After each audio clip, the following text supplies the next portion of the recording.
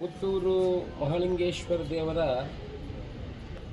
ಎದುರು ಗದ್ದೆಯಲ್ಲಿದ್ದಂಥ ಅಯ್ಯಪ್ಪ ಸ್ವಾಮಿ ಗುಡಿಗೆ ಸುಮಾರು ಹಿಂದೆ ಕೂಡ ಈ ಗುಡಿಯನ್ನು ನಿರ್ಮಾಣ ಮಾಡುವಾಗ ಪ್ರಶ್ನೆ ಚಿಂತನೆ ಮಾಡುವಾಗ ಕೂಡ ಪ್ರಶ್ನೆಯಲ್ಲಿ ಕಂಡು ಬಂದಿದೆ. ಅಯ್ಯಪ್ಪ ಗುಡಿಯನ್ನು ದೇವಸ್ಥಾನದ ಹಿಂಬದಿಯಲ್ಲಿರುವಂಥ ಜಾಗದಲ್ಲಿ ಮಾಡಬೇಕು. ಹಿಂದೆ ಆ ಜಾಗವನ್ನು ಅವರಿಗೆ ಪಡ್ಕೊಳ್ಳಿಕ್ಕೆ ಆಗಲಿಲ್ಲ. ಆ ಕಾರಣದಿಂದ ಅವರು ಹೋಗಿ ಅವರಿಗೆ ಇಷ್ಟ ಬಂದ ಜಾಗದಲ್ಲಿ ಭಕ್ತಾದಿಗಳ ದುಡ್ಡಿನಿಂದ ಹಣದಿಂದ ಆ ಒಂದು ಅಯ್ಯಪ್ಪ ಗುಡಿಯನ್ನು ಮತ್ತು ಅಲ್ಲೊಂದು ನಾಗವನ್ನು ಕೂಡ ಪ್ರತಿಷ್ಠೆ ಮಾಡಿದ್ದಾರೆ.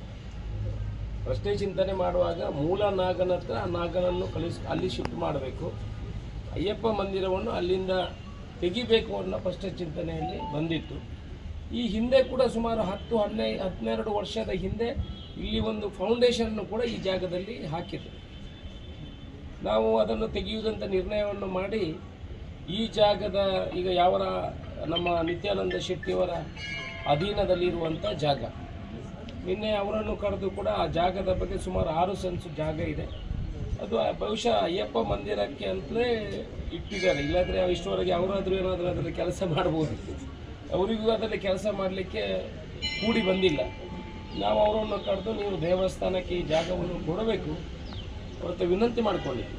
ಅದಕ್ಕೆ ಅವರು ಕೂಡ ಸುಮಾರು 25 ವರ್ಷದ ಹಿಂದೆ ಅದಕ್ಕೆ ಒಂದು ಹಣವನ್ನು ಕೊಟ್ಟು ಅವರೊಂದು ಲೀಸ್ ಡಾಕ್ಯುಮೆಂಟನ್ನು ಕೂಡ ಮಾಡಿಕೊಂಡಿದ್ದರು.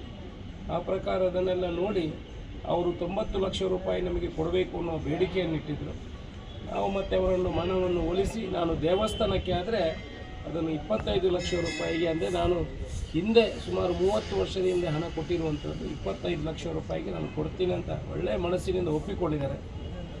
ಆದ್ದರಿಂದ ಅವರಿಗೆ ಇವತ್ತು ಒಂದು 10 ಲಕ್ಷ ರೂಪಾಯಿಯನ್ನು ದುಡ್ಡನ್ನು ಕೊಟ್ಟು 25 ಲಕ್ಷ ರೂಪಾಯಿಗೆ ಆ ಅಯ್ಯಪ್ಪ ಮಂದಿರಕ್ಕೆ ಇರುವಂಥ 6 ಸೆನ್ಸ್ ಜಾಗವನ್ನು ನಾವು ಖರೀದಿ ಮಾಡುವಂಥ ಕೆಲಸವನ್ನು ಮಾಡ್ತೇವೆ. ಅಯ್ಯಪ್ಪ ಮಂದಿರವನ್ನು ಕೂಡಲೇ ಅಲ್ಲಿಂದ ತೆರವುಗೊಳಿಸಿ ಇಲ್ಲಿಗೆ ಶಿಫ್ಟ್ ಮಾಡುವಂಥ ಕೆಲಸವನ್ನು ಮಾಡಿ ಸುಮಾರು 50 ಲಕ್ಷ ರೂಪಾಯಿಯಲ್ಲಿ ಕೂಡ ಇಲ್ಲಿ ಅಯ್ಯಪ್ಪ ಮಂದಿರವನ್ನು ಕೂಡ ಇಲ್ಲಿ ನಿರ್ಮಾಣ ಮಾಡುವಂಥ ಕೆಲಸವನ್ನು ಮಾಡ್ತೀವಿ. ಯಾಕಂತ ಹೇಳಿದ್ರೆ ಇಲ್ಲಿ ತುಂಬ ಜನ ಅಯ್ಯಪ್ಪ ಭಕ್ತಾದಿಗಳು ಬರ್ತಾರೆ. ಅವರಿಗೊಂದು ನೋವಿತ್ತು, ನಾವು ಶಬರಿಮಲೆಗೆ ಹೋಗುವಾಗ ನಾವು ಮುಡಿ ಕಟ್ಟುವುದು ಎಲ್ಲಿ, ನಮಗೊಂದು ಅಯ್ಯಪ್ಪ ಮಂದಿರ ಬೇಕು ಅನ್ನೋರ ಬೇಡಿಕೆ ಇತ್ತು. ಅವರ ಬೇಡಿಕೆಗೂ ಸ್ಪಂದನೆ ಆಗಿದೆ. ದೇವರ ಮನಸ್ಸಲ್ಲಿ ಅಯ್ಯಪ್ಪ ಮಂದಿರ ಎಲ್ಲಿ ಬರಬೇಕು ಅಲ್ಲಿಗೆ ಆ ಜಾಗ ಕಾದು ದೇವರಿಗೆ ಅರ್ಪಣೆ ಆಗುವಂಥ ಕೆಲಸ ಆಗಿದೆ. ಅದನ್ನು ಕೊಡುವ ಮನಸ್ಸು ಕೂಡ ದೇವರು ಅವರಿಗೆ ಕೊಟ್ಟಿದ್ದಾರೆ. ಮಾಡಿಸಿಕೊಳ್ಳುವಂಥ ಅದನ್ನು ಮಾಡುವಂಥ ಕೆಲಸ ನಾವು ಮನಸ್ಸನ್ನು ನಮಗೆ ಕೊಟ್ಟಿದ್ದಾರೆ. ಈ ದೇವರ ಅನುಗ್ರಹದಿಂದ ನಾನು ಒಳ್ಳೆಯ ರೀತಿಯಲ್ಲಿ ಮಾಡುವಂಥ ಕೆಲಸವನ್ನು ಮಾಡ್ತೇವೆ. ಅದಕ್ಕೂ ಯಾರಾದರೂ ದಾನಿಗಳನ್ನು ಹುಡುಕ್ತೇವೆ. ಜಾಗಕ್ಕೆ 25 ಲಕ್ಷ ಕೊಟ್ಟರೆ ಜಾಗ ಅವರ ಹೆಸರಿನಲ್ಲಿ ಖರೀದಿ ಅವರ ಹೆಸರಲ್ಲೆಲ್ಲ ದೇವರ ಹೆಸರಿನಲ್ಲಿ ಮಹಾಲಿಂಗೇಶ್ವರನಿಗೆ ಅರ್ಪಣೆ ಮಾಡ್ತೇವೆ. ಆ ಗುಡಿ ಕಟ್ಟಲಿಕ್ಕೆ ಯಾರಾದರೂ ದಾನಿಗಳಿದ್ರೆ 25 ಲಕ್ಷ ಕೊಟ್ಟಲ್ಲಿ ಅವರ ಹೆಸರಲ್ಲಿ ಅಯ್ಯಪ್ಪ ಗುಡಿಗಳನ್ನು ಕೂಡ ಕಟ್ಟುವಂಥ ಕೆಲಸವನ್ನು ಮಾಡ್ತೇವೆ. ಬೇಕಾದಷ್ಟು ದಾನಿಗಳು ಭಕ್ತಾದಿಗಳು ಈಗಲೇ ಬಂದಿದ್ದಾರೆ. ಈ ಕಟ್ಟೆಗಳನ್ನು ಕಟ್ಟಲಿಕ್ಕೆ ನಮಗೆ ಒಂದು 10 ಜನ ದಾನಿಗಳು ಬಂದಿದ್ದಾರೆ 25 ಲಕ್ಷ ರೂಪಾಯಿ. ನಮ್ಮ ಹತ್ರ ಕಟ್ಟೆಗಳಿಲ್ಲ, ಇರೋದು 3 ಕಟ್ಟೆ. ಅದನ್ನು 4 ಕಟ್ಟೆಗಳನ್ನು ಕೊಡುವಂಥ ಕೆಲಸಗಳಾಗಿದೆ. ಒಳ್ಳೆಯ ರೀತಿಯಲ್ಲಿ ಇನ್ನೊಂದು ವಾರದಲ್ಲಿ ಈಗಲೇ ಕೆರೆಯ DPR ಆಗಿದೆ. ನಾಡಿದ್ದು ಸರ್ಕಾರಕ್ಕೆ ಅರ್ಪಣೆ ಸಬ್ಮಿಟ್ ಆಗ್ತದೆ. ಒಂದು 15 ದಿವಸದಲ್ಲಿ 3.25 ಕೋಟಿ ರೂಪಾಯಿಯ ಕೆರೆಯ ಕಾಮಗಾರಿದು ಟೆಂಡರ್ ಆಗ್ತದೆ. ಕೂಡಲೇ ಅದನ್ನು ಶಿಲಾನ್ಯಾಸವನ್ನು ಮಾಡುವ ಕೆಲಸ ಮಾಡ್ತೀವಿ. ಆನಂತರ ಮ್ಯೂಸಿಕ್ ಫೌಂಟೇನ್ ಅದನ್ನು ಕೂಡ ಮುಂದಿನ ದಿವಸಗಳಲ್ಲಿ ಅದನ್ನು ಟೆಂಡರ್ ಮಾಡಿ ಈ ಭಾಗದಿಂದ ಏನು ದೇವಸ್ಥಾನದ ಪಶ್ಚಿಮ ಭಾಗದಿಂದ ಕಾಮಗಾರಿಗಳನ್ನು ಆರಂಭ ಮಾಡಿಕೊಂಡು ಬರ್ತೇವೆ. ಒಂದೊಂದು ಹಂತವಾಗಿ ಆ ಎದುರುಗಡೆ ಇರುವಂಥ ಏನು ಪಾರ್ಕ್ ಮಾಡಲಿಕ್ಕೆ ಕೂಡ ಸುಮಾರು 75 ಲಕ್ಷ ರೂಪಾಯಿಯಲ್ಲಿ ಈಗಲೇ ಟೆಂಡರ್ ಕರೆಯುವಂಥ ಕೆಲಸ ಜೊತೆ ಸೇರಿಸ್ಕೊಂಡಿದ್ದೀವಿ. ಅದನ್ನು ಕೂಡ ಮಾಡುವಂಥ ಕೆಲಸವನ್ನು ಮಾಡ್ತೀವಿ. ಇಡೀ ದೇವಸ್ಥಾನಕ್ಕೆ ಲೈಟಿಂಗ್ ವ್ಯವಸ್ಥೆ ಒಂದು 2-3 ಕೋಟಿ ರೂಪಾಯಿ ಅದನ್ನು ಕೂಡ ಕಾಮಗಾರಿಯನ್ನು ತಗೊಳ್ತೀವಿ. ಹಂತವಾಗಿ 1 ವರ್ಷದಲ್ಲಿ ಪೂರ್ತಿ ದೇವಸ್ಥಾನದ ಕಾಮಗಾರಿಯನ್ನು ಮುಗಿಸಿ ಮಹಾಲಿಂಗೇಶ್ವರ ದೇವರ ಅಪೇಕ್ಷೆಯಂತೆ ಬ್ರಹ್ಮಕಲಶವನ್ನು ಮಾಡುವಂಥ ಕೆಲಸಕ್ಕೆ ಎಲ್ಲ ತಯಾರಿಯನ್ನು ಮಾಡ್ತೀವಿ.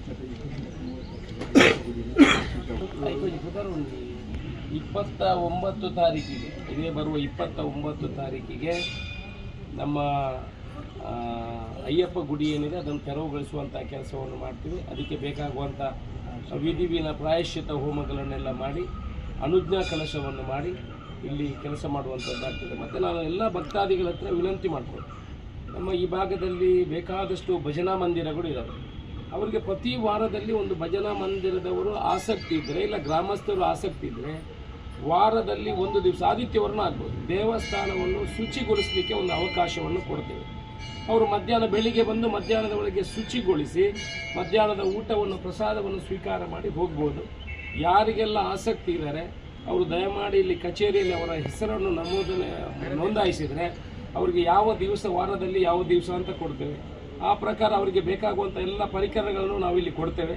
ದೇವಸ್ಥಾನವನ್ನು ಕ್ಲೀನ್ ಮಾಡಿ ಹೋಗುವಂಥ ಒಂದು ಅವಕಾಶ ಅವರಿಗಿದೆ. ಭಕ್ತಾದಿಗಳು ಇದನ್ನು ಉಪಯೋಗಿಸಿಕೊಂಡು ದೇವಸ್ಥಾನದ ಸ್ವಚ್ಛತೆಯಲ್ಲಿ ಭಾಗವಹಿಸಬೇಕಂತ ಕೇಳ್ಕೊಳ್ತೇವೆ.